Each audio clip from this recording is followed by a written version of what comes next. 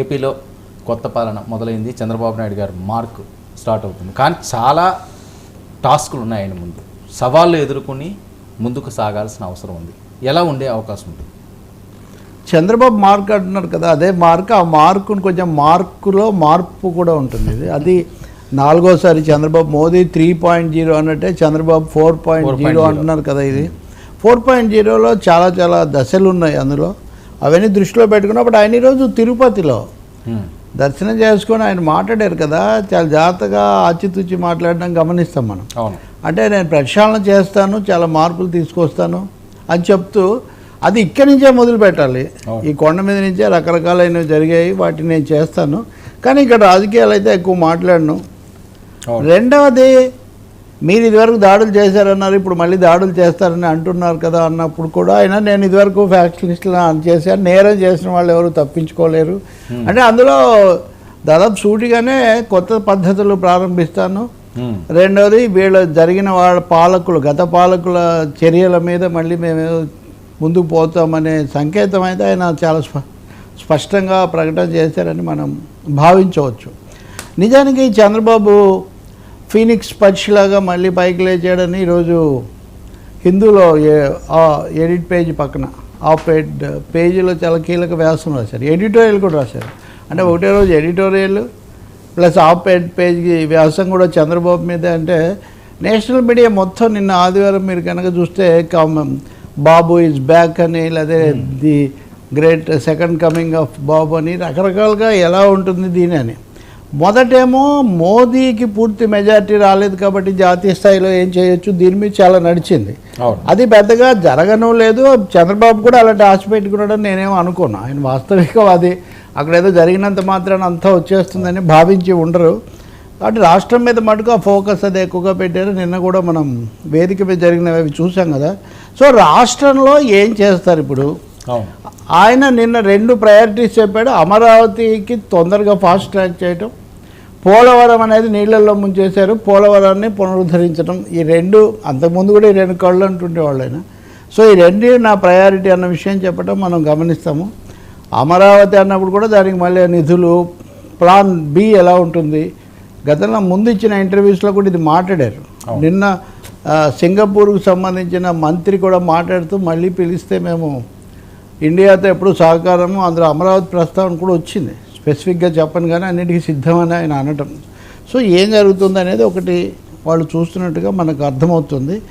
మూడవది, దాడులు వీటి గురించి కూడా వాటిని ఇగ్నోర్ చేయడం కాకుండా వాళ్ళకి అలవాటు, వాళ్ళు ఏం చేస్తారో అవే మేము కూడా చేస్తామని ముందుగానే ఆరోపిస్తారు అనే ఒక మాట వీళ్ళు. నిన్ననే మీరు గమనిస్తే విజయసాయి రెడ్డి ఎంపీలు మొదటిసారిగా ఆ పార్టీ తరఫున ఒక ఉన్నత స్థాయిలో ఉన్న వాళ్ళు కూర్చొని చెప్పటము, అక్కడ మాకు కూడా సీట్లు ఉన్నాయి, మాకు కూడా కొంత రాజకీయాల మా పాత్ర ఏం ముగిసిపోలేదు అని ఒక మెసేజ్ ఇవ్వడానికి వాళ్ళు ప్రయత్నించడం. కాబట్టి కొత్త రాజకీయం నెమ్మదిగా మొదలవుతుంది. రేపు శాసనసభ మళ్ళీ మొదలవ్వాలి. శాసనసభలో వీళ్ళ పాత్ర పరిమితంగా, వీళ్ళేమి ఇన్ఫ్లుయెన్స్ చేయలేరు. అసలు శాసనసభకు వెళ్ళరు అని చెప్పి టాక్ నడుస్తున్నప్పటికీ వెళతే మంచిదా? వెళ్ళమనే చెప్తాం. నేను జగన్మోహన్ రెడ్డికి వెళ్ళమనే చెప్పాము, చంద్రబాబు నాయుడుకి వెళ్ళినప్పుడు కూడా వెళ్తే మంచిదనే చెప్తాం. వెళ్ళి మీ మాట మీరు వినండి. సభలకైనా ఛానళ్ళకైనా బహిష్కరిస్తే అది చేస్తే దానివల్ల ఏముంది? వాయిస్ వినిపించండి, ప్రజలకు నిజానిజాలు చెప్పండి. లేకపోతే 2 విని ఏది నిజమో తెలుసుకోలేక ప్రజలు అవస్థపడే పరిస్థితి ఎందుకు కల్పించటం? ఎవరి వాయిస్ వాళ్ళు చెప్పొచ్చు, దానికి చెప్పడానికే కదా మనం ఏర్పాటు చేసుకుంది. కాబట్టి జగన్మోహన్ రెడ్డి అప్పుడు వెళ్ళినప్పుడు కూడా ఆ పార్టీ వాళ్ళకి చాలామందికి వెళ్ళాలని ఉండేది. కొంచెం ఇఫ్ యూ లుక్ బ్యాక్ ఏం జరుగుతుందంటే సెకండ్ ఎవరు అనేది రాకూడదండి, సెకండ్ ఇన్ కమాండ్. ఇప్పుడు మీరు చెప్పిన చాలా విషయాల్లో 2వ స్థానం ఎవరిది అని. ఇప్పుడు జగన్మోహన్ రెడ్డి సభకు వెళ్ళినప్పుడు ఇంకొక ఆయన వెళ్ళి ఆయన తాత్కాలిక నాయకుడిగా ప్రకటించాలి కదా, అది ఇష్టం ఉండదు నాయకులకు. దాన్ని అవాయిడ్ చేయడానికి చంద్రబాబు నాయుడు అప్పుడు ఆ సమస్య లేదు. అచ్చెన్నాయుడు రాష్ట్ర అధ్యక్షుడిగా ఉపనాయకుడిగా కూడా ఉన్నారు, కానీ ఎందుకు ఏ వ్యూహం అనే దాంతో వాళ్ళు కొన్నిసార్లు వచ్చి వెళ్ళారు, కొన్నిసార్లు వెళ్ళలేదు, రకరకాలుగా ఉన్నారు. మరి ఇప్పుడు సభలోకి వెళ్ళి చెప్పాలి కదా వైసీపీ వాళ్ళు చెప్పదలుచుకో. రెండవది, చెప్పడం ఒక్కటే కాదు, ఎదుర్కోవడం ఒక్కటే కాదు, బాధ్యత లేదా మీకు? అంతకుముందు 5 ఏళ్ళు మీరు పాలించిన దానికి ప్రజలు మిమ్మల్ని తిరస్కరించిన తర్వాత దాని మీదకి అక్కడికి సభలోకి వచ్చి ఇలా జరిగింది అలా జరిగింది ఇది చేసాం అది చేయలేదని చెప్పనక్కర్లేదా? అంటే మీరు గెలిస్తే చక్రం తిప్పడము, ఓడిపోతే అదృశ్యం కావటం అంటే అది ఎక్కడ? చంద్రబాబు సభలో నుంచి రావడం ప్రత్యేక పరిస్థితుల్లో జరిగింది, అది కూడా చివరి fag end of the house. Jagan ఇంకా 2 ఏళ్ల ముందే జరిగింది. కాబట్టి ఇప్పుడు అలాంటి సన్నివేశాలు ఉండకూడదని సభగా జరగాలి. నిజానికి అధికార పక్షంలో వాళ్ళు కూడా ప్రజా సమస్యలు చెప్పొచ్చు, ప్రతిపక్షంలో వాళ్ళు కూడా భిన్నమైన విషయాలు లేవనెత్తొచ్చు. ఎంతమంది ఉన్నారంటే వేరే విషయం. ది గ్రేట్ కరుణానిధి కూడా ఒకే ఒక్కరితో సభలో ఉన్న రోజులు ఉన్నాయి. అందుకని ఒకే ఒక్కడిగా చాలామంది నాయకులు, ఇప్పుడు నవీన్ పట్నాయక్ వాళ్ళ నాన్న బిజు పట్నాయక్ ఆ పార్టీ తరఫున ఒక్కడే లోక్సభకి వెళ్తుండేవాడు. వీళ్ళందరూ అలాగే ఉండేవాళ్ళు చాలామంది లోక్సభలో. కాబట్టి అదేం పెద్ద సమస్య కాదు, వెళ్ళటమే ఎప్పుడు శ్రేయస్కరం అని చెప్పాలి. ఇప్పుడు ఈరోజు హిందువులో కానీ ఇతర వాళ్ళు కూడా రాస్తున్న క్వశ్చన్ ఏంటి, Chandrababu Naidu investment friendly, corporate friendly, ఆయన ప్రయారిటీస్ ఎక్కువ అర్బనైజేషన్ మీద, అప్గ్రేడింగ్ మీద ఉంటాయి, ఆ వ్యవసాయానికి సంబంధించి కొంత మరింత ప్రాధాన్యత ఇవ్వాలన్నది 99-2004లో వచ్చింది. రాష్ట్ర విభజన తర్వాత 2014 అప్పుడు వచ్చిన సమస్యలు కొన్ని కొత్త సమస్యలు వచ్చాయి. అందులో మళ్ళీ మోడీతో కలిసి ఉండి విడిపోయి వీటన్నిటి వల్ల చివరికి వచ్చేసరికి అది కూడా ఒక ప్రత్యేక పరిస్థితుల్లో ముగిసింది. ఇప్పుడు ఆయన హైటెక్ విజన్ నుంచి జగన్మోహన్ రెడ్డి ఒక్కసారిగా వెల్ఫేర్ విజన్ అనే ఒకటి తీసుకొచ్చాడు. దాని నుంచి మళ్ళీ ఎదుర్కోక తప్పదు. కాబట్టి ఈయన వెల్ఫేర్ విషయంలో కూడా ఇంకో 2 అడుగులు ముందుకేసి చాలా ప్రకటనలు చేశారు. సో ఇప్పుడు తన ఒరిజినల్ విజను, ఇప్పుడు ఈయన చెప్పిన హైటెక్ విజను, వెల్ఫేర్ విజను, మూడోది జాబ్ విజన్. అందరికీ ఓట్లు వేసిన వాళ్ళలో ఎక్కువ మంది కుర్రాళ్ళు, కొత్త ఓటర్స్ వచ్చారు. మీరు చాలా రాష్ట్రాల్లో, ఇప్పుడు ఒరిస్సాలో కూడా మీరు 24 ఏళ్ళు అయిందనుకోండి, కొత్త ఓటర్లు వచ్చి ఉంటారండి, కొత్త తరం వచ్చి ఉంటుంది ఆయన అధికారంలోకి వచ్చినప్పటికీ ఇప్పటికీ. సో చంద్రబాబు నాయుడుకు కూడా ఇవన్నీ దృష్టిలో పెట్టుకొని ఎలా చేస్తాడనేది ఆయన ముందున్న పెద్ద ఛాలెంజ్ అని చాలా గౌరవంగానే. ఇప్పుడు ఒకటి మనం ఒక వినయం ఉండాలి మనకు ప్రజాస్వామ్యంలో. వాళ్ళు ఒక 150 స్థానాలు 160 స్థానాలు గెలిచి ఒక పార్టీ వస్తే మనం వాళ్ళకి సజెస్టివ్గా చెప్తాము, కొంత సమయం ఏం చేస్తారు గమనించాలి, ఇవన్నీ లేకుండా మీరు అలా చేయాలి ఇది చేయాలి మీరు దానికని చెప్పడం అన్న దాంట్లో పెద్ద వాస్తవికత ఉండదు. వాస్తవికత ఏంటంటే చెప్పొచ్చు, విషయం దృష్టికి తేవచ్చు, లేకపోతే ఇంకొకటి తేవచ్చు. ముందు వాళ్ళు సెటిల్ అవ్వడానికి మొత్తం పగ్గాలు తీసుకొని మొదలు పెట్టడానికి అవకాశం ఇవ్వాలి కదా, చూడాలి అలాంటివి ఎలా చేస్తారు. కానీ ఈ ఇష్యూస్ అయితే ఉన్నాయి దాని ముందు. అదే రీజనల్ బ్యాలెన్సెస్ అదొక సమస్య. ఇప్పుడు 10 ఏళ్ల తెలంగాణ ఆంధ్ర తర్వాత మిగిలిన ఆ సమస్య ఒకటి ఉంది. విభజన సమస్యలు కూడా ఇంకా వాటిని ఏమన్నా అడ్రస్ చేయడానికి అవకాశం ఉందా లేదా చంద్రబాబు, ఆయనకి ఎక్స్పీరియన్స్ మిగతా వాళ్ళకంటే, ఆయన దాని మీద దృష్టి పెట్టాలి. సో ప్రశాంత వాతావరణం. ఇప్పుడు కొన్ని చోట్ల తీవ్ర ఘర్షణలు జరుగుతున్నాయి. ఓ తెలుగుదేశం కార్యకర్త కూడా ఒక చోట ఆయన్ని కూడా హత్య చేసిన అది లోకేష్ కూడా మొన్న చెప్తున్నారు. సో ఇవి కూడా ఎక్కడో చోట ఆగాలి. పవన్ కళ్యాణ్ పదే అది స్ట్రెస్ చేస్తున్నారు. ఆయన ఎన్నికలు అయినప్పటి నుంచి కూడా ఈ దాడులు దౌర్జన్యాలు కాదు, మనం ముందుకు సాగాలి ప్రశాంతంగా అనేది. సో అదొకటి ప్రశాంతత రావడం. ఇప్పుడు చాలామంది మెసేజ్లు పెడుతున్నారు, మెగా డిఎస్సి మీద సంతకం ఎప్పుడు పెడతారు, ఇంకోటి ఎప్పుడు. రేవంత్ విషయంలో కూడా అదే జరిగింది. ఈరోజు సాయంత్రం అందుకే 5 సంతకాలు పెడతారని ఆయన చెప్తున్నారు. కాబట్టి సంతకాలు పెట్టి అవి వాస్తవం దాల్చేటట్టుగా చూడడం కూడా చాలా అవసరం. సార్ పవన్ కళ్యాణ్ ఏ పోర్ట్ఫోలియో తీసుకుంటే, ఇంకొక మాట కూడా చెప్తున్నాను నేను, మీరు ఇందాక లేవనెత్తిన దాంట్లో ఈ సీనియర్స్ జూనియర్స్ ఈ సమస్య ఇదే సేమ్. మీరు ఇప్పుడు ఏ బుచ్చే చౌదరి గురించి మాట్లాడుతున్నారు, ఈయనే 2-3 ఏళ్ల కిందట ఇష్యూలు లేవనెత్తడం, చంద్రబాబు నాయుడు ఆయన ప్రత్యేకించి పిలిచి మాట్లాడి కొంత సర్దుబాటు చేయటం, ఇదంతా కూడా జరిగింది. మొన్న టికెట్లు పంపిణీ చేసినప్పుడు కూడా యంగ్స్టర్స్కి ఎంత ఇవ్వాలి, వీళ్ళకి ఇవ్వాలి, ఇది కూడా అయింది. సో వాళ్ళని అకామిడేట్ చేశారు. కానీ ఇంకా వాళ్ళనే నాయకులుగా ఎల్లకాలం కొనసాగించడం మంత్రులుగా కుదరదు అని మీరు చెప్పారు. ఒక 5-6 పేర్లు వీళ్ళు లేకుండా ఉండదంటే ఎప్పుడు వాళ్ళే ఉంటే కొత్త వాళ్ళు ఎవరు అనే ఒక ప్రశ్న వస్తుంది కదా. ఇప్పుడు నాదే నెంబర్లు ఉన్న మేరకు మెసేజ్లు, ఉదాహరణకు ఉత్తరాంధ్ర నుంచి కొన్ని వర్గాలకు అసలు ప్రాతినిధ్యం లేదు. నేను వీటితో బాగా దగ్గరగా తిరిగిన ఎవరు కాంగ్రెస్ నాయకుడు తులసిరెడ్డి, కడపలో ఇంత చేసిన తర్వాత కడపకొకటి కూడా కృష్ణా జిల్లాకి లేదు, కృష్ణా జిల్లాకి లేదు. అలాగే ఉత్తరాంధ్రలో కళింగులకు లేదు, గోదావరి జిల్లాకు చాలా కీలకం అనుకుంటే అక్కడ వీళ్ళకు లేదు, క్షత్రియులకు లేదు. ఇలా అనేక ప్రశ్నలు ఉన్నాయి. ఇవన్నీ బహుశా కీలకమైనది ఏంటంటే చంద్రబాబు నాయుడు గారు ప్రభుత్వంలో అసలు కృష్ణా జిల్లాలో కమ్మవారికి మెయిన్, పైన అమ్మవారు కిందకి అమ్మవారు అని చెప్పి పెద్ద ఎత్తున ఏదో ప్రచారం కూడా జరిగింది. సో అలాంటి ప్లేస్లో కూడా ఇవ్వకపోవడానికి ఏమైనా బలమైన కారణాలు ఉన్నాయా రవి గారు? సమతుల్యత, సోషల్ ఇంజనీరింగ్, ఇప్పుడు ఆల్రెడీ వీళ్ళే ఎక్కువైపోయారు అనేది కూడా ఒకటి ఉంటుంది కదా, అది కూడా ఉంది, పక్కన పెట్టారు.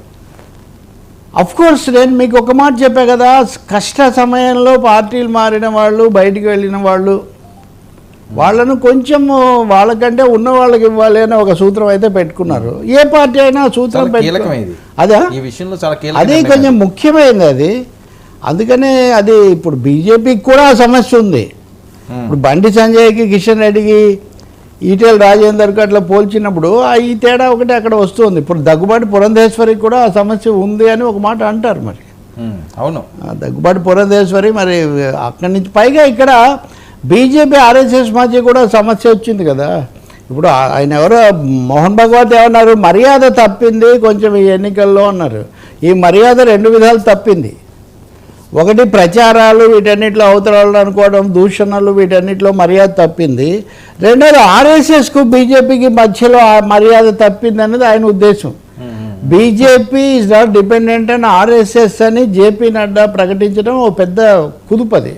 అంటే ఇదంతా కూడా వాళ్ళు ఇలా చేస్తుంటారు, సమస్యలు వచ్చినప్పుడు ఇద్దరు వేరు అన్నట్టు చూపించి తర్వాత మళ్ళీ కలిసిపోతుంటారనే థీరీ ఒకటి ఉన్నప్పటికీ, ఏదైనా కానీ వీఆర్ నాట్ డిపెండెంట్ అని ఆర్ఎస్ఎస్ అని బీజేపీ అధ్యక్షుడు అనడాన్ని ఆర్ఎస్ఎస్ హార్డ్ కోర్ జీర్ణించుకోలేదు.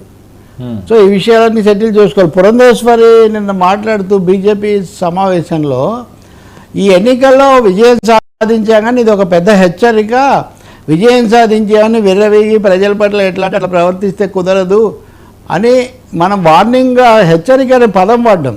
గుణపాఠం అది హెచ్చరికగా తీసుకోవాల్సిన అవసరం ఉంది అని.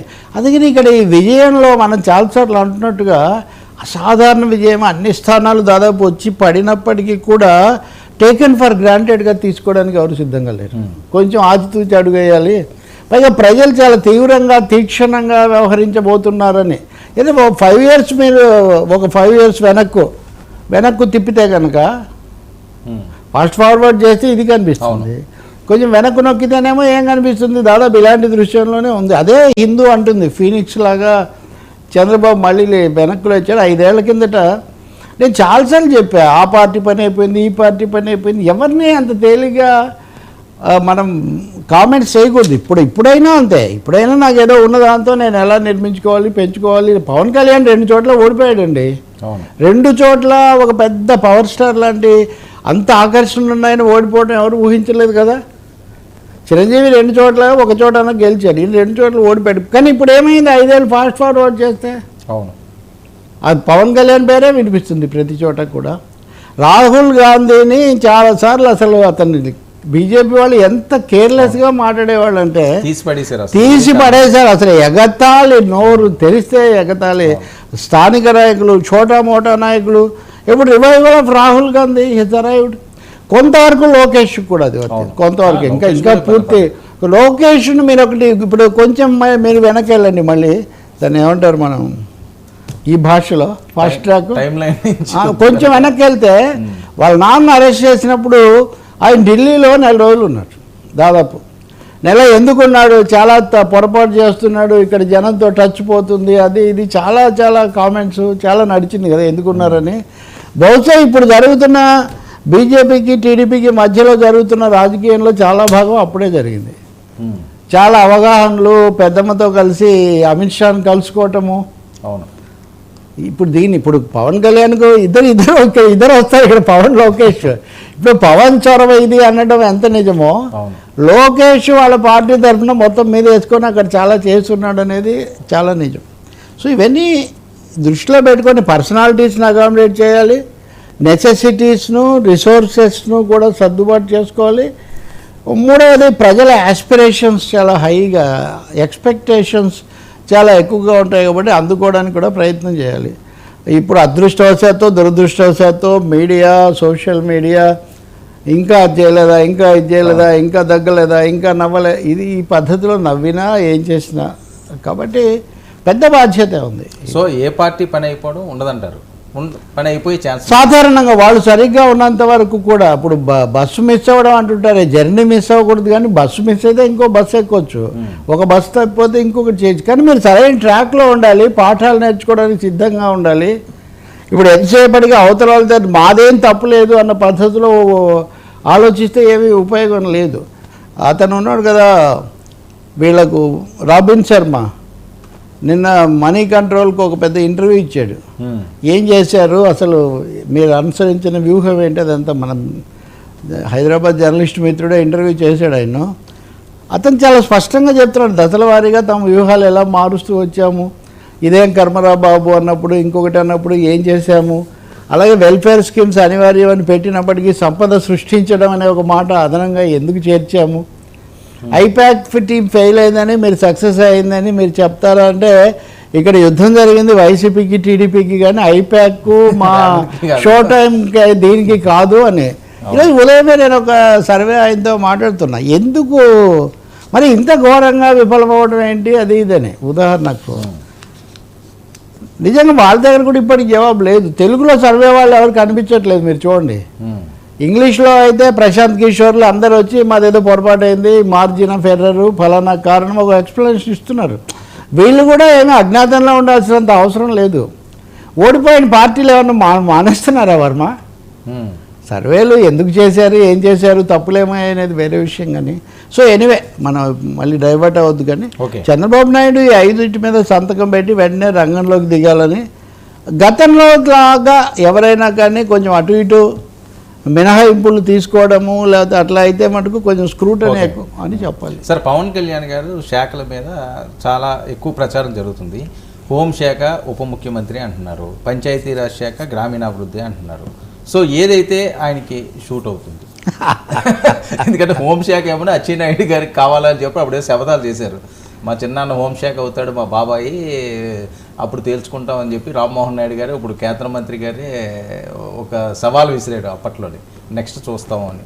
అంటే పవన్ కళ్యాణ్ సాంఘిక పౌరాణిక పాత్రలన్నీ కూడా ధరించి ఉన్నారు కాబట్టి ఇప్పటికీ గోపాల్ అంటే కాబట్టి ఏ పాత్ర వేసినా కానీ ఆయన నెట్ కూడా రాగలుగుతాడు. ఆయనకి energy is on his side, time is on his side. కానీ నిన్న కూడా నేను చెప్పినట్టుగా మొత్తం సినీరియో లెక్కేసుకుని ఆయన ఒకటి తీసుకోవాల్సి ఉంటుంది. హోంశాఖ అంటే కూడా గతంలో లాగా హోంశాఖ మంత్రికి అన్నీ ఉండట్లేదు. శాంతి భద్రత లా అండ్ ఆర్డర్ ముఖ్యమంత్రి దగ్గరే పెట్టుకుంటున్నారు కదా చాలా వరకు. ఇప్పుడు తెలంగాణలో కేసీఆర్ ఉన్నప్పుడు ఆయన మహమూద్ అలీ హోంశాఖ మంత్రి, ఆయనకి ఏమీ పెద్దగా ఉండేది కాదు. అంటే వీళ్ళు అలా పెడతారు, అలా చేశారు దాన్ని. పవన్ కళ్యాణ్ ఇప్పుడు మీరు ఒక ఇది తయారు చేసి మీరు ముఖ్యమంత్రి గారు చేయకముందే మీరు ఒకటి చేసినట్టున్నారు కదా.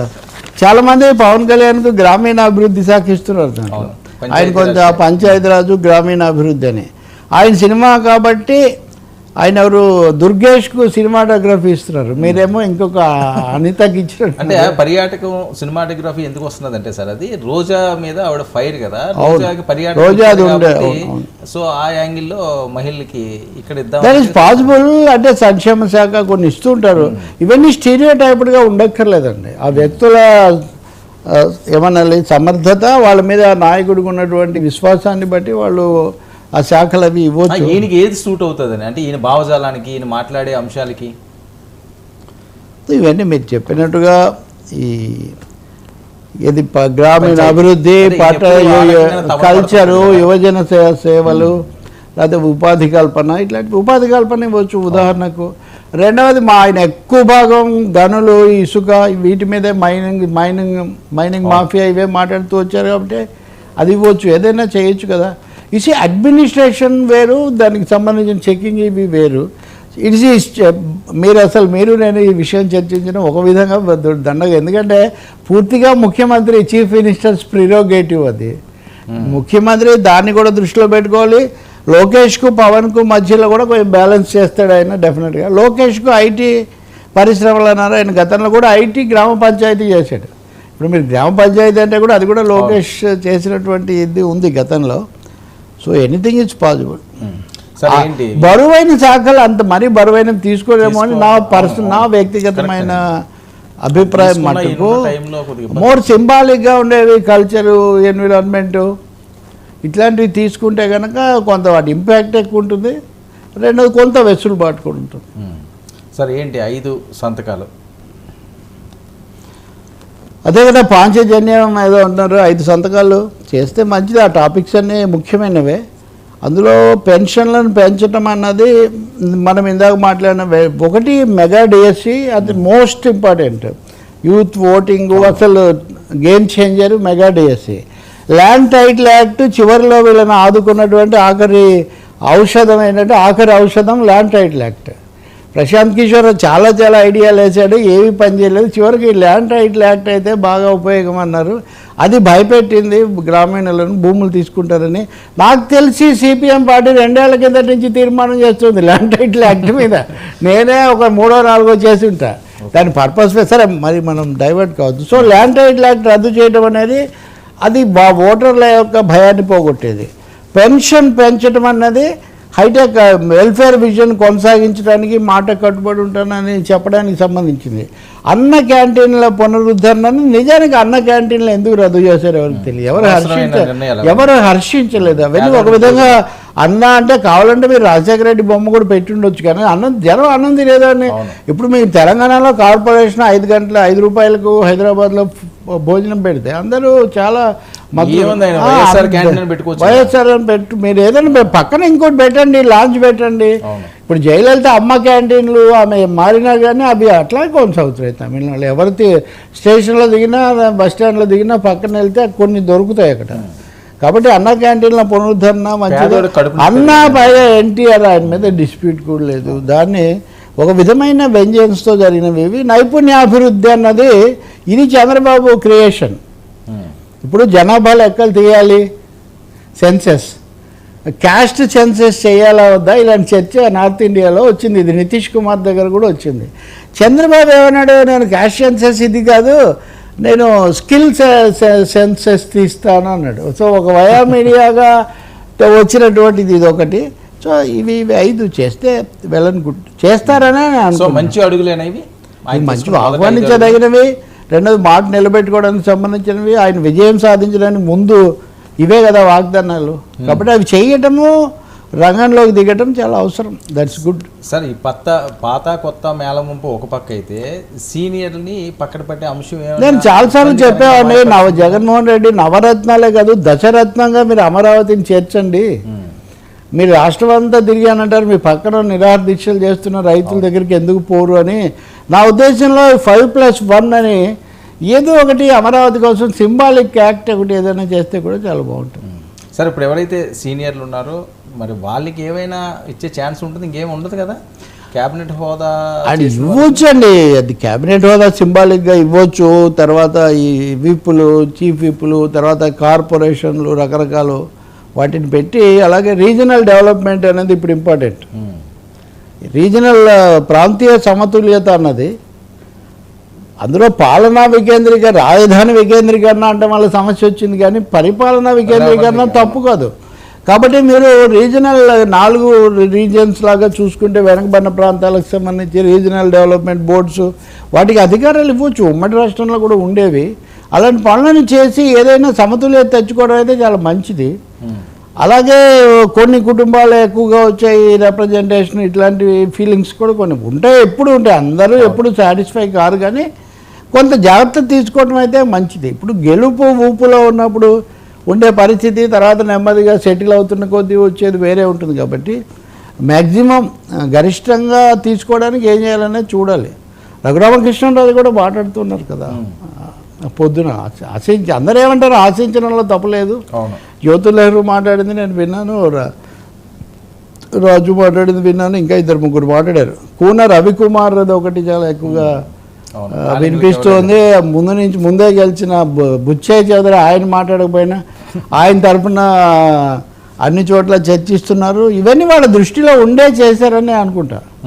ఇప్పుడు మీరు ఇంకోటి కూడా చూడండి, వైసీపీలో నుంచి ఇందులోకి వచ్చిన 2-3 ఉన్నారు. ఎందుకు వచ్చారు? జగన్ తమకు పదవులు ఇవ్వలేదని అప్పుడు చాలా అసంతృప్తి చెంది ఆ కోపంలో ఇటు వచ్చారు. వాళ్ళకి అది పోతుందా? కాకపోతే ఇప్పుడు వాళ్ళ మీద ఆధారపడి ఉండే ప్రభుత్వం కాదు కదా ఇది, అసాధారణమైన మెజారిటీ. కాబట్టి సొంతంగానే 133 ఉన్నాయి. గతసారి 2014లో గెలిచినప్పుడు అందరికి కలిసి కూడా 110 లోపు 106, 107. కాబట్టి ఇప్పుడు నెంబర్ సమస్య పెద్దగా లేదు. లోకేష్ చొరవ పెంచడానికి కూడా ఒక అవకాశం ఉంది. ఇక్కడ ఒక ఆయన పేరు మనం తప్పకుండా చెప్పుకోవాలి, ఎప్పుడు చర్చించేవాళ్ళం, బుద్ధా వెంకన్న. తెలుగుదేశంలో చాలా కాన్ఫిడెంట్గా మాట్లాడిన వాడు, ఈ రక్తాభిషేకాలు అన్ని రకాలు చేసిన వాడు. ఆయనకి మళ్ళీ డిప్యూటీ స్పీకర్ ఇస్తారేమో బుద్ధా వెంకన్న. ఆయన ఇప్పుడు కూడా మాట్లాడుతున్నాడు, ఆయన ఇప్పుడు కూడా గట్టిగా ఇవన్నీ మాట్లాడుతున్నాడు. బుద్ధా వెంకన్న గురించి మీరు చెప్తున్నారా? బుద్ధప్రసాద్ లేదు, బుద్ధప్రసాద్ కదా, ఒక ఆయనకి ఏదైనా చేయొచ్చు. ఆయన కూడా చివరి నిమిషంలో ఈ పార్టీలో చేరి టికెట్ తెచ్చుకున్నటువంటి పరిస్థితి కదా. ఒక పోర్ట్ఫోలియో ఉంచారంటున్నారు సార్, అంటే 25 కదా చంద్రబాబు నాయుడు గారు మినహాయిస్తే 25 చంద్రబాబు నాయుడు ఇంకొకటి ఉంది, అది విద్యాశాఖ మెన్షన్ చేయలేదు. మరి అది ఎవరికి ఇస్తారా అన్నది చూడాలి సార్. మరొక అంశం, కేంద్ర క్యాబినెట్లో మోదీ గారి టీంలో చాలామందికి మంత్రి పదవులు దక్కినాయి, ఒక్కొక్కరు గెలిచిన వాళ్ళు కూడా. కానీ జనసేన 2 గెలిచినా జనసేన మంత్రి వర్గంలో చేరలేదు, ఈయన తీసుకోలేదా? మరొక పెద్ద ఎత్తున వినిపిస్తున్నది ఏంటంటే చిరంజీవి గారు ఏదో లోక్సభకి వెళ్తారని ఇంతకుముందు కూడా వచ్చింది, దీనికి ముందు కాదండి, దానికి ముందు కూడా పెద్ద ఎత్తున ప్రచారం జరిగింది. కానీ నిన్న ఆయన హడావుడి చూస్తే, మోదీ గారు చూపించిన హడావుడి చూస్తే వాళ్ళిద్దరిని ఏదో జరగబోతుంది, జనసేన నుంచి ఇంక అఫీషియల్గానే రంగప్రవేశం చేస్తారు అని, అది ఛాన్స్ ఉందంటారా? ఇవన్నీ ఏవో ప్రచారాలకే పరిమితం అంటారా? నేను ఈ విషయం నిన్న కూడా మీకు అంటే ఈరోజు ఇంకా పెరిగింది, అది నిజమే, మీడియాలో పెరుగుతుంది. రెండవది చిరంజీవి అక్కడికి వచ్చి అంతసేపు ఉండి ఆయనకి మీడియాతో కూడా మాట్లాడాడు కదా, చాలా గర్వంగా ఉంది, సంతోషంగా ఉంది. అక్కడెక్కడ కూడా సూచనగా ఆయన అతిథిగా వచ్చానన్నదే అక్కడ ఆయన ఇచ్చాడు, కానీ అన్నగా అతిథిగా ఉన్నానన్నదే ఆయన ఇచ్చాడు, కానీ ఏదో వేరే వైపు ఉన్నది అవకాశం ఉందన్నటువంటిది ఆయన ఏమి ఇవ్వలేదు. ఐ డోంట్ థింక్, ఎందుకంటే ఈ వేదిక మీద జరిగినంత నేను చెప్పిన భీమవరం వేదిక మీద ఇంతకంటే ఎక్కువ జరిగింది. అప్పుడు రోజా జగన్ వీళ్ళంతా ఉన్నారు. మోదీ స్వయంగా ఆయన అడిగారు, ఆయన లేదులేండి నేను రాజకీయాలకు దూరంగా ఉందాం అనుకుంటున్నానని చెప్పాడు. ఆ తర్వాత గాడ్ ఫాదర్ సినిమాలో డైలాగ్ కూడా పెట్టాడు, రాజకీయాలకు నేను దూరంగా ఉన్నాను కానీ రాజకీయం నన్ను వదలడం లేదు అని డైలాగ్ మోగి మళ్ళీ కొన్ని రోజులు చర్చ జరిగింది. అప్పుడు కూడా అన్నాను నేను ఆయనకి, మరి ఇది ఎలా నడుస్తుందని నేను మాట్లాడేది కూడా అప్పుడు. ఐ థింక్ ఆ తర్వాత కరెక్టే, అది సరిగ్గా సెన్స్ ఉందని అనటం కూడా నాకు తెలుసు. బట్ అంత సులభంగా ఆయన పదవిలోకి రావాలంటే ఆంధ్రప్రదేశ్ విజయంతో అక్కర్లేదండి. నేను చెప్తున్నట్టుగా అప్పుడే అది జరిగి ఉండొచ్చు. కాబట్టి జనసేన తరఫున ఇప్పుడు చేరి జనసేన నుంచి అవుతారు కావాలి అనే ఆలోచన ఆయన చేస్తారని నేను అనుకోవట్లేదు. నాకున్న అవగాహన ప్రకారం, నాకున్న సమాచారం ప్రకారం నేనైతే అలా అనుకోవట్లేదు. ఏదైనా గౌరవప్రదమైన పాత్ర అట్లాంటివి ఆయన పోషించవచ్చు, కానీ ఆయన్ని చూసేశారు కదా, కేంద్ర మంత్రిగా కూడా ఉన్నారు ఇప్పటికే. కానీ మీలాంటి అభిమానులు అయితే చాలామంది ఆయన అభిమానులు సంతోషించవచ్చేమో, కానీ జరిగితే చిరంజీవి మళ్ళీ ఇప్పుడు విశ్వంభరుడు అవుతున్నాడు. ఇప్పుడు ఆయన విశ్వంభరుడు ఆయన మళ్ళీ సహాయ మంత్రిగా మారడానికి ఇష్టపడతారని నేను భావించట్లేదు. భవిష్యత్తులో జరగవచ్చు. అంటే ఒక్కటి ఉంది, ఒక్క పాయింట్ మటుకు నేను చెప్తాను. ఈరోజు సిపిఎం వాళ్ళ పత్రికలో కూడా ఇంగ్లీష్లో వాళ్ళు సదరన్ రీచ్ ఆఫ్ బీజేపీ అని చెప్తున్నారు. దక్షిణ భారతంలో విస్తరించడానికి బీజేపీ పెద్ద వ్యూహాలు వేస్తుంది 2 కారణాల వల్ల. ఉత్తరాదిని తగ్గడం వల్ల, ఒకచోటే మొత్తం ఆధారపడి ఉండకూడదు కదా. మీరు నిన్న చంద్రబాబు నాయుడు ప్రమాణ స్వీకారం దాన్ని చూస్తే అది మీరు సదరన్ ఎన్డీఏ జంబోరా లాగుంది. అది దక్షిణాది శిఖరాగ్ర బీజేపీ లాగా ఎంతమంది బీజేపీ నాయకుల వేదిక మీద. తెలుగుదేశం పెద్ద సింహభాగం కదా, వెంకయ్య నాయుడు దగ్గర నుంచి అందరూ ఉన్నారు అక్కడ. మొత్తం తమిళనాడు బీజేపీ నాయకులు అందరూ ఉన్నారు, పన్నీర్ సెల్వం సరే ఓకే. కాబట్టి ఈ పరిస్థితుల్లో అలాంటి ఆలోచన చేసినప్పుడు రజనీకాంత్ కూడా బీజేపీకి దగ్గరగా మసలు ఫ్యూచర్ కోసం ఆలోచించినప్పుడు మోదీ అయితే అడుగుతూనే ఉంటారు. Modi would like Chiranjeevi to be in his party. ఆ మాటకు వస్తే పవన్ కళ్యాణ్ కూడా అమిత్ షా మీ పార్టీని మా జనసేనని ఇందులో చేర్చమని అడిగారని ఒకప్పుడు పవన్ కళ్యాణే విజయనగరం సభలో చెప్పున్నారు. కాబట్టి వాళ్ళు కన్ను వేసి ఆ ప్రయత్నాలు వాళ్ళు చేస్తూనే ఉంటారు, అందులో ఇంకేమీ సందేహం లేదు. సో ఏదైనా జరగవచ్చు. సో తమ్ముడు పార్టీ రాకపోయినా అన్న తమ దగ్గరికి వచ్చి తమ ప్రభుత్వంలో చేరితే అది మంచిది ఉత్తర అని. ఇప్పుడు ఒక చిన్న విషయం అండి, వాళ్ళు మొదట తెలుగుదేశంతో కలిసి ఆలోచించలేదు. పవన్ కళ్యాణ్ బీజేపీ కలిసి పొత్తు కాపులను ప్రధానంగా దగ్గర చేసుకోవటము, కాపులు అంతకుముందు ఉన్న క్షత్రియ వర్గము, తర్వాత తమకు మామూలుగా తమతో సాంప్రదాయకంగా ఉండే పై తరగతి వర్గాలు వీళ్ళందరితో ఒక కొత్త బేస్ ఏర్పాటు చేసుకోవాలని బీజేపీ చాలా ఆలోచించింది. విశాఖపట్నంలో పవన్ కళ్యాణ్ ప్రధానమంత్రిని కలిసినప్పుడు తెలుగుదేశం పిక్చర్లో లేదు. ఆయన కేవలం పవన్తోనే మాట్లాడాడు. పవన్ బయటకు వచ్చి నాకు ఒక ఛాన్స్ ఇవ్వండి అన్నాడు. మంచి రోజులు వస్తాయి మోదీ గారు చెప్పిన ప్రకారం అని చెప్పారు. ఇదంతా ఒక సీక్వెన్స్. కానీ చంద్రబాబు నాయుడు అరెస్ట్ వల్ల ఈ సీక్వెన్స్ మారింది. పవన్ కళ్యాణ్ కొంచెం స్పీడప్ చేశారు. అంటే ఇప్పటిలో కూడా కలవాలి అని అన్నప్పటికీ అందువల్ల బీజేపీ సొంత పునాది పెంచుకోవడానికి ఆర్ఎస్ఎస్తో సహా ప్రయత్నం చేస్తున్నది నెంబర్ 1 ట్రూత్.